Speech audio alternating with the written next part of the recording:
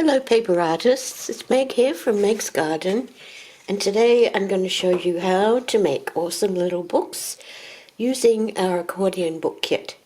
These are just 3 of the ones that I'm going to show you in detail, but before that let's talk about some of the little things. The thing that makes them so perfect is that there's no fussy spines to worry about.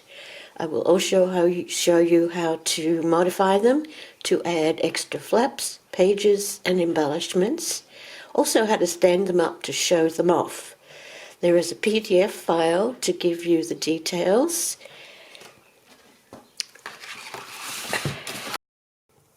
This is the accordion book kit. You get one long piece of cardstock that's scored into 6 pages, sort of 5 inches square, and 2 covers that are 2mm thick, very heavy, and they're 5 1/4 inches square. You can do almost anything with your book. This picture shows you how it can be displayed upright. Turning it on its side doesn't give you much information, so let's get into the little books. The first book I'm going to show you is an Oriental book, and this is double-sided. It's put into the 2 covers. The pages 1 and pages 6 are attached to the covers, and it's just a little book where I've stuck some memories of a trip to Hong Kong. And then this is the other side of it. It stands upright, so it can sit on a table and display your trip. The covers are done with padding. I've used the very thin foam padding that you can get. You can use quilting stuffing, but you don't want it too fat. You only want it just to be raised slightly. You can actually use tissues if you like. Anything to get it looking good. The next one is a single, and it just has a hardware handle. It's mostly done with patterned paper on the back, to cover the pages. Lots of pockets and spots to add your ephemera. These pages are all inked, and you have that option of covering them to the edge and then inking, or just leaving them a little bit smaller. You just have to be careful of the center of each page, right at the score, that you don't have the papers too close. Otherwise, when you close the pages, it hasn't happened in this one, you will find that they'll bend over a little bit backwards. This is tied up with ribbon.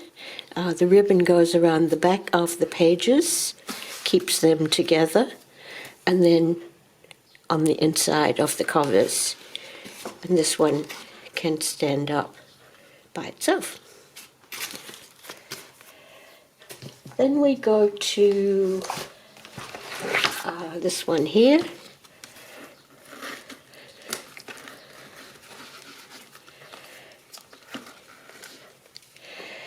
And this is a bit unbalanced, and I'll show you why. The cover is done with patterned papers and some corners. It's an old paper, and it's just rolled up to scroll, and a little bottle with some glass glitter in it. Inside we have the pages covered with patterned paper. I don't know why I can't get that straight. And I think we've lost a pearl there. Always glue your pearls. Don't believe that they're already glued. Some more pages. These are using the vintage ladies paper pack. Simple little book. It will stand upright, and the reason that it's doing so, because it has all of the decorations, is we've got about a 2-inch spread of the ribbon at the back, and this gives it a little bit more stability. Now, the reason why it's not sitting right is because all of the bulk is at the bottom of the pages. So what you need to do to fix this is have the lady move down, put the flowers up, and maybe put this one in the middle, and that will solve your problem. Now you can see that these pages, these papers here, are a little bit too close to each other. But the covers are just covered with patterned paper, nothing fancy. Now we go into a couple of other different styles. This one's closed with lace, decorated on the front. It's inked all around. The covers are done with patterned paper. All very shabby chic. Lots of pearls, lots of greens. This is the shades of green paper. And I love using watercolour paper because it gives you just that really nice subtle background. Little butterfly from the transparency. If you're using the butterflies, crease them really seriously on either side of the body. The body gets glued down, and then you just lift the wings up. Strips. Now, this is another modification. The 6 pages of the accordion section is cut between pages 1, 2, 3, and 4, so that you then have 2 pieces of the book. And then these pieces are attached to the pages, using that same technique of the flap. Here we have a gusset. And the gusset is done by creating the length of the pages, which is 5 inches in this case, and then adding about 1 centimetre. I like centimetre because it gives a bit of stability to the book. Score 1 centimetre on each side, and this one is done with, this is probably 1.5 centimetres. You can do 2, 2.5, any more than that, and the book becomes, it loses its stability.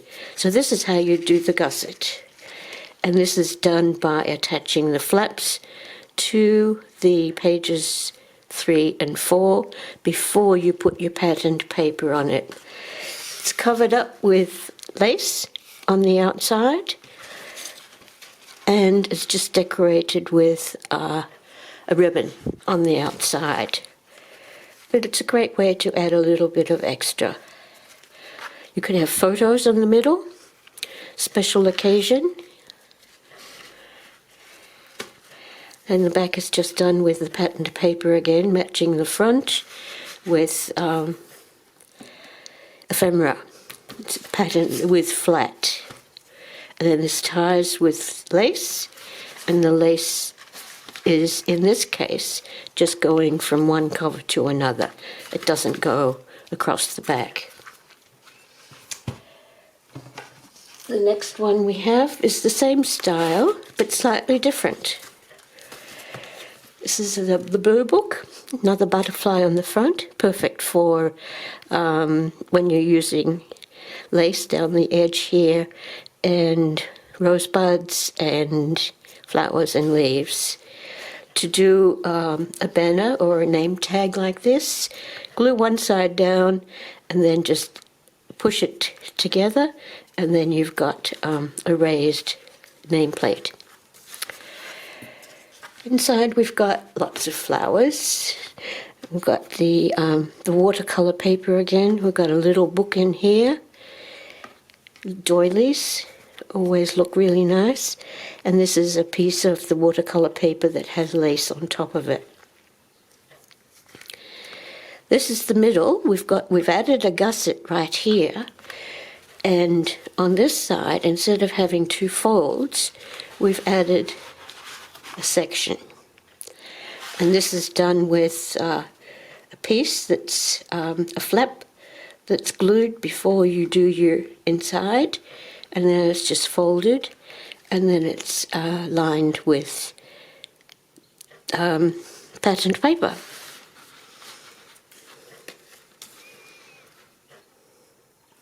This is a die cut that's done with the patterned paper. It's quite a nice way to do your die cuts, and then just a little one in here. And lace over the patterned paper. Patterned paper used again. And the covers are lined with the patterned paper, so it adds another element to the little book. And on the back it's just a simple ephemera. Okay. Now, where are we? We're doing Christmas. This is a simple one that is featuring, I actually did it to show that the Christmas papers could be used with the traditional colours of red and green. The covers are covered with red cardstock, and we've got the holly transparency here,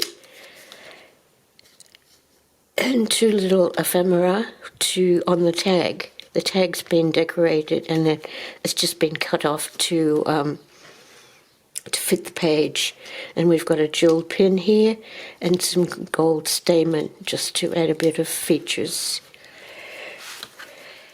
The red continues with the gold all the way through. These are the vintage journal cards from Christmas, and they've been backed with red cardstock. We've got a little book here.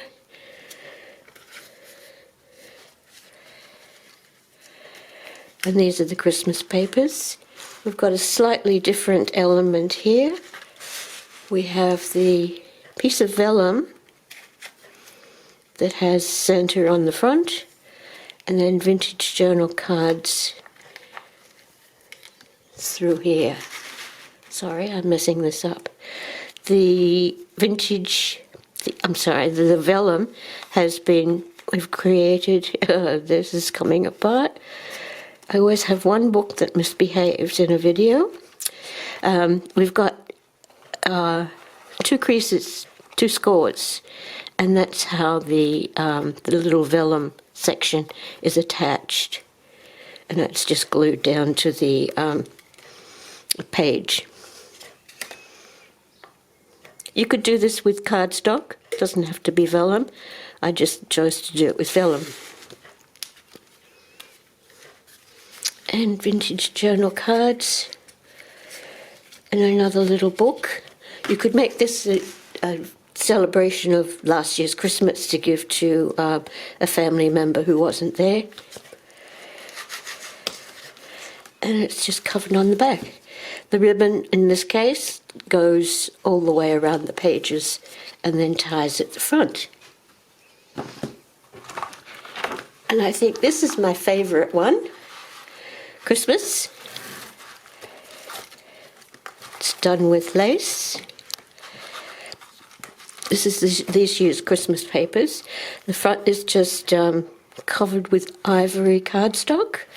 We've got white paper leaves, and if you find any glitter nail polish, it's a great way to add a bit of accent to the leaves. This is a wild rose, a little bow, organza bow, and one of the jewel pins.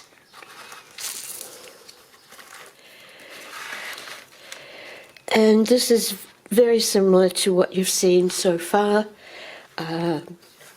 Strips with ephemera behind. The same centerpiece. with a gusset. This time there's a bit of silver, die cut, and this should be, the flower should be a little bit lower so that the book closes properly.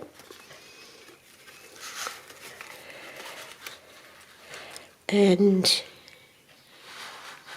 more doilies. A great way to just tie a little bow and just scrunch it together instead of tying it. And lace on the gusset on the back. Hope you enjoyed having a look at my little books. I love them because they're so easy. You just get organized and decorate them. Decide what colors you're going to use. Make sure that you comment and subscribe to the video. It's been fun showing you the projects, and I'll see you next time. Thanks. Bye-bye.